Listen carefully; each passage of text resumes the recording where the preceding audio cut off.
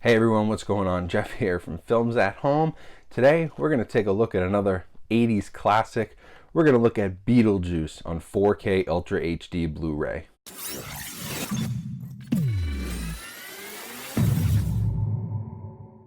Hey everyone, welcome back to the channel. Today we're going to take a look at another 80s classic on 4K from Warner Brothers. We previously just looked at the Goonies, and now we're going to take a look at Beetlejuice, which is also going to be available on September 1st. So I'm shooting this a couple days early before this releases, but I wanted to give you guys a quick look into the visuals, the audio, talk about some of the special features in the packaging, and basically let you know if this is worth upgrading over your previous Blu-ray release, or potentially even a DVD release if you haven't upgraded the Blu-ray yet, and let you guys know, should you go out and buy this 4K? So with that being said, let's jump right into this review, and hopefully Warner Brothers can redeem themselves a little bit here, because I was not super impressed with the Goonies. So Beetlejuice was released in 1988. It's a Tim Burton movie, and it was shot on 35mm. So we got a new 4K digital intermediate here in 2020. Using that 35mm negative, they were able to reproduce a 4K digital image and give that to us on the disc. So again, we have another movie shot on film here, much like the Goonies was, that is going to look, hopefully, a lot better on 4K because of that conversion that you're able to do with film and the amount of data that's in a film reel. So Beetlejuice, first off, impressed me right off the bat. Much like Goonies did, the colors were very bright. Detail was incredible, and I compared this against the Blu-ray, and this was a much larger leap in detail. The previous Blu-ray was like very grainy and very inconsistent with the grain. It was a little bit fuzzy, it was a little bit blurry. It looked like an early Blu-ray release when they were first kind of getting their feet underneath them. It honestly, to me, didn't look that much better than a DVD copy. It looked like maybe an up-converted DVD. Now going to the 4K here, you get some really clean lines. This 4K image is super clean compared to the Blu-ray, and is definitely worth an upgrade just from a quality and detail standpoint. Lots of things stand out to me. The hair, some of the makeup. This movie has a ton of makeup. The practical effects that they used look much better. The only drawback is the few hints of CGI are a little bit softer than they were on the Blu-ray. They stand out a little bit more on this release, but it's honestly like this movie has a lot of practical effects, and it uses CGI and digital effects like that sparingly. Like, it does not use them much at all. There's a few camera tricks and some things that are kind of cheesy looking. There's a few things like that, but it was 1988, so, and it's Tim Burton, so there's a lot of practical effects and really cool things that they look great in 4K. Now, HDR wise, this is where I started to get worried, because the beginning of the Beetlejuice movie is fairly bright, and then as we get towards the middle and towards the end, a lot of that is very dark. It's taking place in a dark house or dark places. The afterlife, I mean, we're talking about places that don't have a lot of light. There's a few really cool instances where the HDR pops. There's a green, like neon green color that really is very bright on the screen when they first draw the door and enter into the afterlife.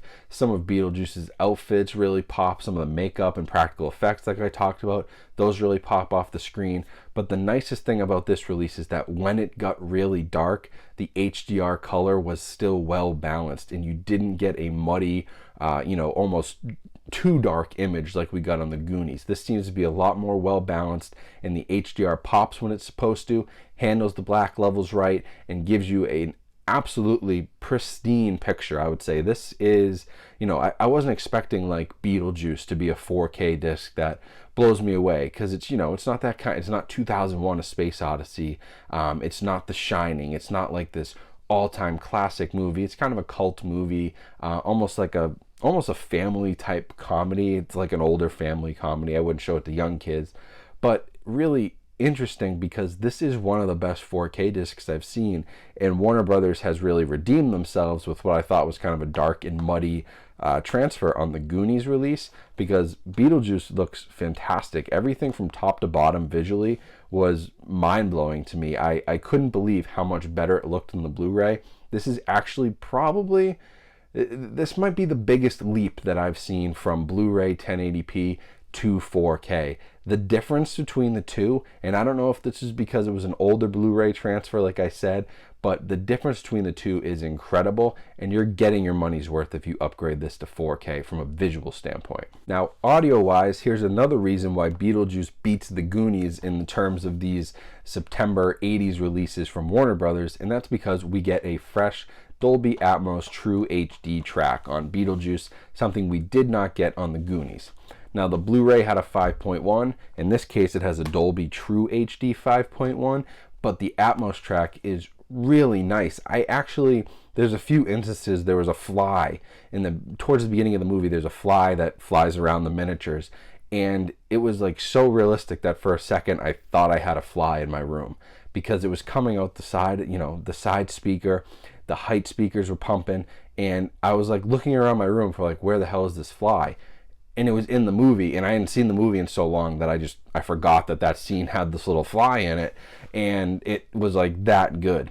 Dialogue was super clear. It was much clearer than on the Goonies. Everything was more well balanced. There's some great musical moments in this. There's a few really fun musical moments that sounded great on Atmos.